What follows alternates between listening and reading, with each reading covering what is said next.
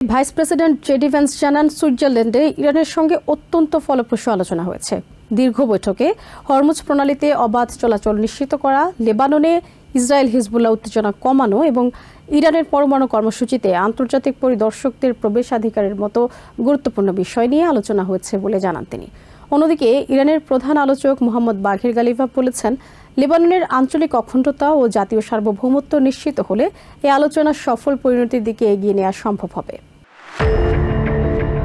ভিন্ন অবস্থান ও আলাদা লক্ষ্য নিয়ে কাতার এবং পাকিস্তানের মধ্যস্থতায় সুইজারল্যান্ডে আলোচনার টেবিলে বসেছিল আমেরিকা ও ইরান। শুরুতে অনিশ্চয়তা তৈরি হলেও শেষ পর্যন্ত দীর্ঘ সময় ধরে চলে দুই পক্ষের আলোচনা। বৈঠক শেষে সাংবাদিকদের সঙ্গে কথা বলেন ভাইস প্রেসিডেন্ট জেডি ভ্যান্স। তিনি জানান, যেসব লক্ষ্য নিয়ে ওয়াশিংটন আলোচনায় অংশ নিয়েছিল সেসব বিষয়ে উল্লেখযোগ্য অগ্রগতি হয়েছে। ভ্যান্স বলেন, হরমুজ প্রণালী এখন উন্মুক্ত রয়েছে এবং এটি চালু রাখা ছিল আলোচনার অন্যতম প্রধান লক্ষ্য। তার দাবি, এই গুরুত্বপূর্ণ নৌপথে চলাচল স্বাভাবিক হওয়ায় আন্তর্জাতিক বাজারে তেল ও গ্যাসের দামের উপর চাপ কমতে শুরু করেছে। আঞ্চলিক উত্তেজনা কমাতে নতুন সমন্বয় ব্যবস্থা চালুর কথাও জানান ভাইস প্রেসিডেন্ট। তিনি বলেন, লেবাননের সংঘাত নিয়ন্ত্রণে একটি কাঠামো তৈরি হয়েছে। হিজবুল্লাহ ইসরায়েলের দিকে হামলা না চালালে ইসরায়েলও পাল্টা ব্যবস্থা নেবে না বলে আশা প্রকাশ করেন তিনি।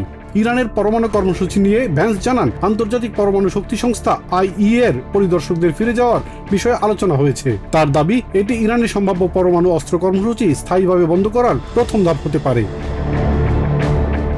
তবে পরমাণু পরিদর্শন নিয়ে দুই পক্ষের বক্তব্যে এখনো পার্থক্য রয়েছে। ইরান জানিয়েছে তার নতুন কোনো প্রতিশ্রুতি দেয়নি, বরং আগের নিয়ম অনুযায়ী IAEA এর সঙ্গে যোগাযোগ অব্যাহত থাকবে। আলোচনা চালিয়ে যেতে ইরান, কাতার ও পাকিস্তানের সঙ্গে একটি টেকনিক্যাল কাঠামো তৈরি করা হয়েছে বলেও জানান ভ্যান্স। তার মতে, এই প্রক্রিয়ার মাধ্যমে ভবিষ্যতের আলোচনা আরও সংগঠিতভাবে এগিয়ে নেওয়া সম্ভব হবে। একই দিনে সুইজারল্যান্ড ছাড়ার আগে বক্তব্য দেন ইরানের প্রধান আলোচক মোহাম্মদ বাঘের গালিভাভ। ইরানের স্টেট টেলিভিশনে তিনি জানান, আলোচনা অব্যাহত থাকবে, তবে সফল সমাধানের জন্য লেবাননের আঞ্চলিক অখণ্ডতা ও সার্বভৌমত্ব নিশ্চিত করা জরুরি। যুদ্ধ এখন থেমে গেছে এবং অধিকাংশ মানুষ ফিরে এসেছে। আল্লাহ চাইলে এই আলোচনাকে সফল পরিণতির দিকে নিয়ে যাব। তবে লেবাননের আঞ্চলিক অখণ্ডতা ও জাতীয় সার্বভৌমত্ব নিশ্চিত করতে হবে। চূড়ান্ত ফলাফল অর্জন না হওয়া পর্যন্ত এই পদ্ধতি অনুসরণ করা হবে। একই সঙ্গে চূড়ান্ত সমাধান না আসা পর্যন্ত বর্তমান কূটনৈতিক প্রক্রিয়া চালিয়ে যাওয়ার কথাও জানান ইরানের প্রধান আলোচক। ইলিয়াস কমল, TVN 24 news desk. New York থেকে সম্প্রচারিত TVN 24 টেলিভিশন বিশ্বজুড়ে বাঙালির কণ্ঠস্বর।